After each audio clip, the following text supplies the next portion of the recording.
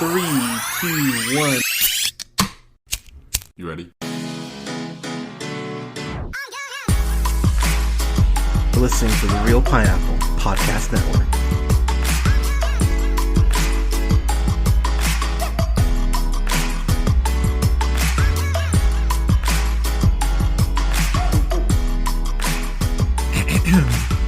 Good evening, everybody. Thank you so much for listening. This is the Real Pineapple. Happy 420, everyone. This is going up much later than I was intending, but with the trial today, which I will save my thoughts for on that for a later date. But yeah, just reviews going up a little late tonight, so apologize in advance. But got a review here because it is an amazing holiday of 420.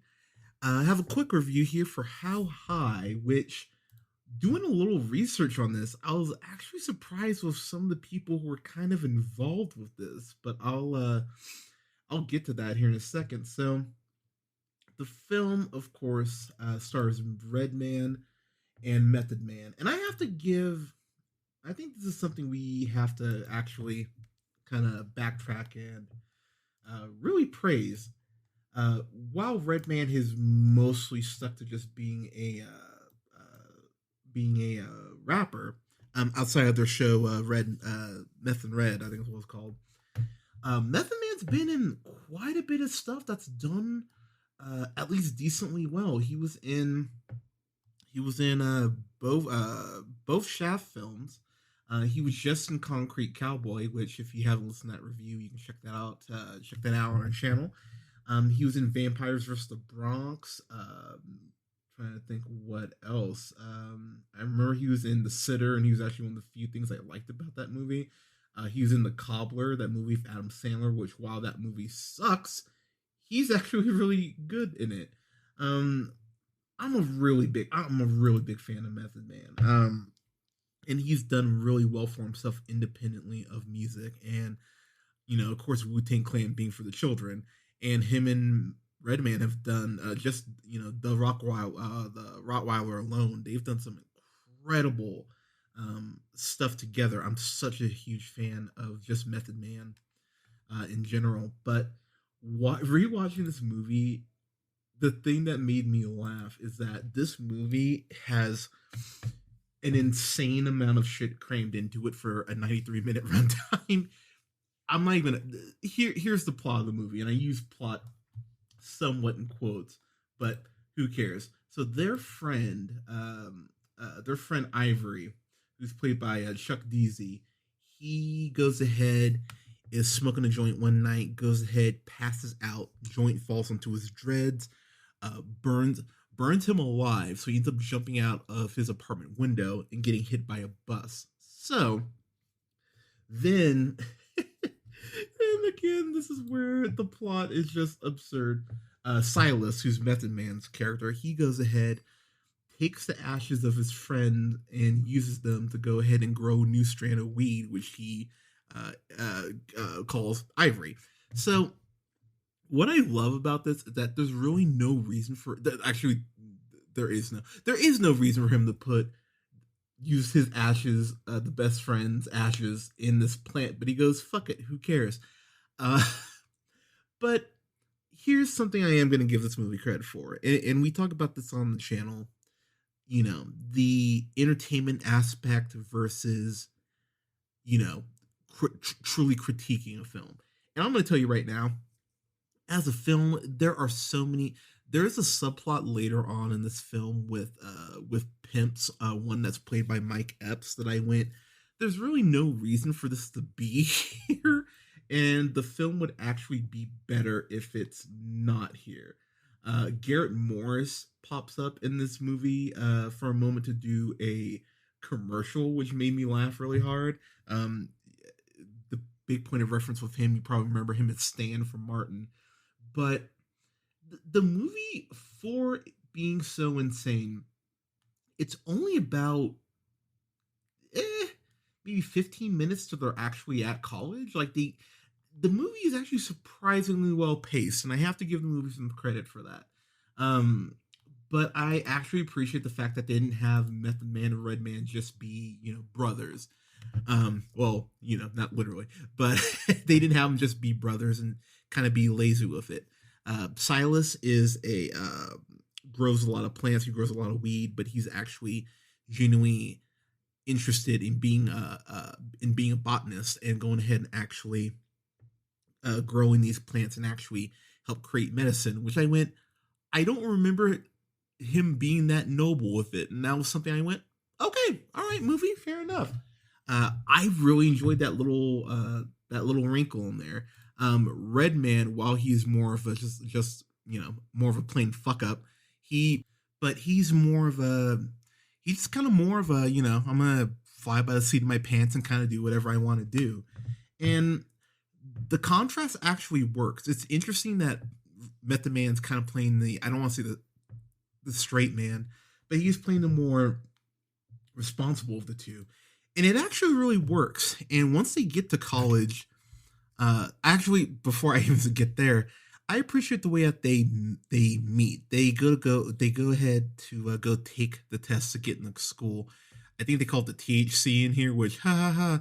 But Red Man is trying to turn on his air conditioning. His weed blows all over the place. Silas has weed, but doesn't have any rolling papers. They happen to be parked next to each other.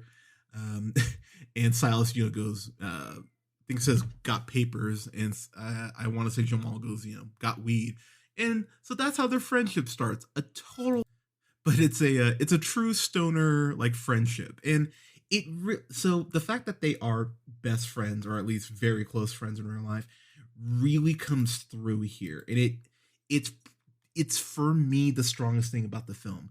Is the film funny? Yeah, I found myself actually laughing pretty much all the way through. And again, this is 90 minutes, which most comedies should be, by the way. These comedies that are 2 hours, there's no reason for them to be. But yeah, comedy should not be like at 2 hours, which is why, some of the Apatow films really fall short. But this is a very lean runtime, and yes, this movie was made back in 2001. There are definitely going to be some jokes that you go, oh, well, you know what? Actually, I say that it's going to really depend on your level of of sensitivity. One of the ongoing jokes is that Dean Carl Kane, who's played by I can never remember how I say his name, Oba Babatunde. And I was sitting here trying to remember where I recognized him from. It was really, really bothering me. And I was like, oh yeah, that thing you do, Manchurian Candidate. Like, he's been in quite a bit of stuff. So I was actually really happy to see him in this. I forgot he was the main foil in this. And his rivalry with Jamal and Silas is actually quite entertaining, because the first day of class, they go ahead and just roast him, or Silas more specifically, roast him in a way that I went, okay, there's really nothing you could ever say to get back on this guy's good side. And yet, it works. But yeah, the rivalry is quite a bit of fun, and it's something that the more the film goes on, the more insane it gets. Of course, there's a point where they go ahead and give him some brownies, because of course this is a stoner movie, so of course brownies have to make an appearance. But there's a lot of people in this I didn't expect. Jeffrey Jones, who of course ended up being a piece of crap, he's in this as this guy who's running for president. Oh god, Fred Willard, R.I.P. He's in this as a administrator at the school, which was something I went, oh, Fred Willard's in this. Fuck yeah. Anna Maria Horsford is in this, and she plays Jamal's mom, and she always appears, well, not always, but for the most part appears as these visions in Jamal's head, telling him that he's a piece of shit and motivating him, which, while cryptic, I went, I do know people who, kind of have talked about how, they have that thing of their parents, and it is played off as for laughs, but it is quite terrifying when she just randomly pops up at all these moments. But there are just some things here that made me laugh. There's a scene when they show up at the school, show up at Harvard. Silas and Jamal turn, see his girl walking, turn to look at her ass, run right into the Harvard University sign, just destroy it. I went, all right, that's kind of great. There is this rivalry that Jamal immediately has with this guy Bart, who's played by Chris Elwood. He's the captain of the rowing team, and so Jamal goes out of his way to go, "Oh, you're being an asshole. I'm gonna go ahead and join the rowing team." And Redman's tired, stoned ass, has to be up at 6 a.m. to try to beat this guy. I mean, there's a decent amount of subplots here that actually work. So going after Jamal's going after Bart, but then Lark Voorhees plays Lauren, who is Bart's girlfriend. Which, hey, interracial relationship, yay, in 2001. But Lauren and Silas start having some chemistry. I was trying to make a botany joke, but it's late. But they end up starting to catch feelings. There's of course, the white guy friend played by Justin Urich, who's played Jeffrey, because of course he's a Jeffrey. Uh, but the chemistry between pretty much anyone that Method Man and Redman are playing off of is really prominent here, and it really works shockingly well. Method Man really didn't have a lot of acting credits to his name at that point. I don't think he really had any.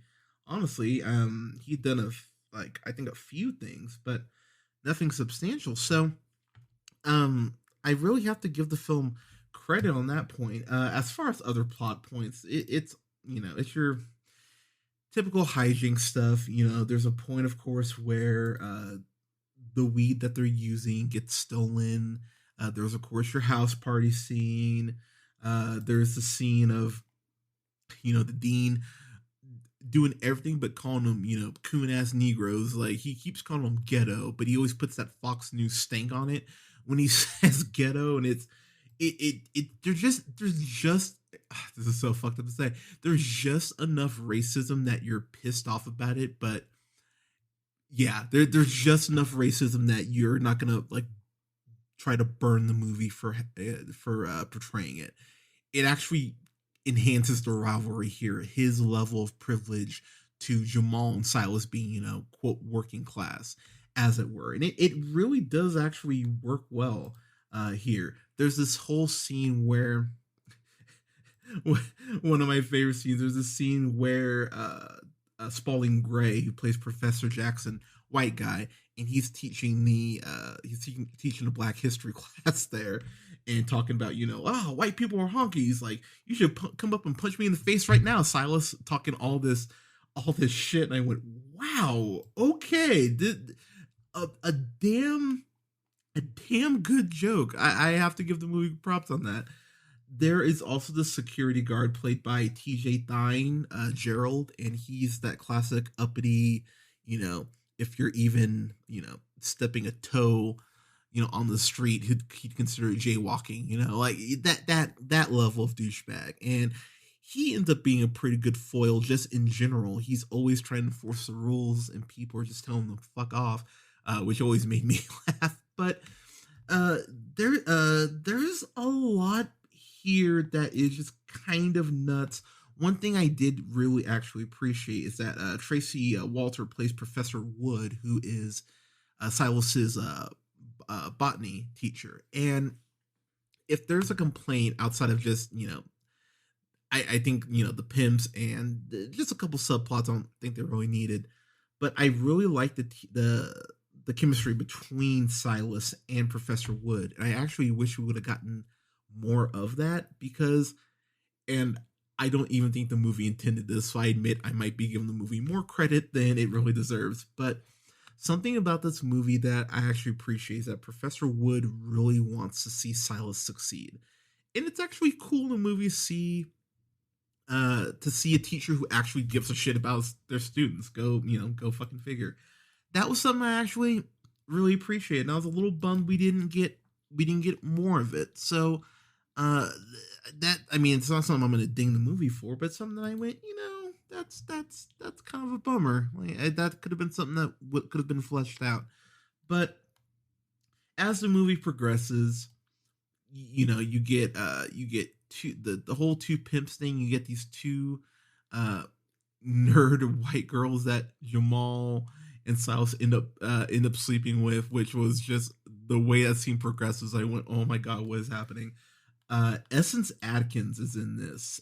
She plays Jamie, who is the vice president's daughter, and I have to say, Essence Atkins, I've had a crush on her since Smart Guy, and she's just so charming, and she's playing something a lot more raunchy in this. I forgot she was in this, so when I saw her, I went, "Oh, that's right, you are in this." And the way her and Jamal's relationship evolves, or more, maybe descends into madness. It gets so raunchy between the two of them, just as far as how they're both just really horny for each other, but they don't really give a fuck who's around to witness them being horny for each other. I weirdly appreciate that they went that deep and that insane with it. It's very clear that they're both having fun, but I really, really like their very fucked, twisted relationship. But the one gimmick that I mentioned is that when Jamal and Silas smoke the ivory, they can see his old friend, Silas's old friend, and that's something that lends itself to a lot of surprisingly good jokes. I went, okay, like again, I'm shocked that this has worked. This is working. Um, the one guy I mentioned earlier, Jeffrey, he is a pledge for this frat, and so just the things that you find out that he's having to do to try to join this frat. One of the ones I remember, he's in a golf cart and they push him down this hill, and he even jokes, "Oh, it's a good thing I fell out of the cart before it ran to the freeway." And I was like, "Holy crap, what?" And it actually had one joke, and there's more, but this is the one, or one of my favorites. There's a point where Jeffrey's kind of scolding them for just being assholes, and he goes, "God, I don't get your guy. I don't." He goes, "God, I don't get you guys." And Silas goes, "There's a lot of things in life your ass just don't get," and and without missing a beat, Jamal goes, "Yeah, like pussy and respect." I went, "Fuck, that's a cold line," but I laughed hard. I laughed for like 5 minutes after that joke. So the movie, again, shockingly, because I haven't seen this since I was got 20. But the movie surprisingly holds up decently well. Also, just a quick tidbit, that's something that I found myself laughing at very hard. Danny DeVito was a producer on this. So Danny DeVito, God bless you, sir. You know a good, I mean, he's on It's Always Sunny. He knows good comedy when he sees it. But it's actually hilarious to see how Jamal and Silas's charm and just their insanity starts to win people over. Um, Jamal's water polo, or not water polo, his rowing coach, he he flat out tells Jamal, like he's played by Hector Elizondo. He flat out tells him, "God, his parents fucking piss me off. I can't stand him. Like, take him down. I'll do basically whatever I can to support you from a distance." It's quite hilarious, and of course, the ending of the movie, it's all leading up to this big, preppy dinner for the students who have had great grades, and it's this whole event, and it ends on a giant stoner joke, and I just went, of course. And the thing is, you can see it coming a mile away, but when you see it actually executed, I went, "Huh, son of a bitch." Okay, but as I wrap up here, though, it's one of those things I would never tell someone like, you absolutely have to see this. But if you like dumb comedy that's gonna make you laugh, and this is a stoner comedy, do not misunderstand. If you don't like stoner comedies, I wouldn't say that this is for you. But if you like stoner comedies, and you do have a appreciation for juvenile humor, which this movie has quite a bit of, You'll probably enjoy this at least a little bit. Um, I oh god, you know what's weird is I don't even know if I want to grade this, but I grade everything on this on here, so I guess I kind of have to give it one. I'm gonna give it a C plus. I think a C plus is fair for this. I don't remember what I paid for this, honestly, because I bought it digitally, but it was worth the money. I think I paid $10 for this. This is well worth $10. This is a very fun rental. So it's something that I'd recommend if you haven't seen it. I'd rent it. I think it's like $3 to rent. Rent it. See if you like it. You know, it's $3. But C plus for me. But the end of the movie and there oh yeah, the house party scene that of course you have to have your, your classic college frat party or classic college party, and that scene was actually a lot of fun. Again, dumb as shit, but a lot of fun. So yeah, C plus. But how high have you seen it? What's your favorite stoner comedy? For me, oh god, Reefer Madness is up there. I really love Pineapple Express. I think people sleep on Pineapple Express a little bit. I really love that movie though. But yeah, there's a couple of my personal faves. Dazed and Confused, obviously. But everyone, how high? What did you think if you've seen it? What's your favorite stoner comedy? Let me know what you thought in the comments. You can follow yours truly on the Twitter at jhunterrealpineapple. You can follow Scott on Twitter at Nearman the First. Don't forget to like, share, and subscribe. You can find us pretty much wherever you listen to podcasts. SoundCloud, Apple, Google Podcasts, Podbean, Stitcher, iHeartRadio, Spotify, Amazon Music, and TuneUp, to name some. And don't forget to like us on Facebook at The Real Pineapple. And don't forget to like our other Facebook page, Real Pineapple Games. That's REEL Pineapple. I'm going to be hopping on Twitch here soon. I will keep all of you updated on that. But thank you so much for listening. We'll have reviews coming up for most of the Best Picture nominations. I'm real excited to get through. I got another couple of the Best Picture nominees to watch, but I'm excited to get through those. And we're gonna have a review this weekend for Falcon and the Winter Soldier. I'm so excited to talk about that. And we'll have a review up here soon for Nobody as well. But everyone, thank you so much for listening.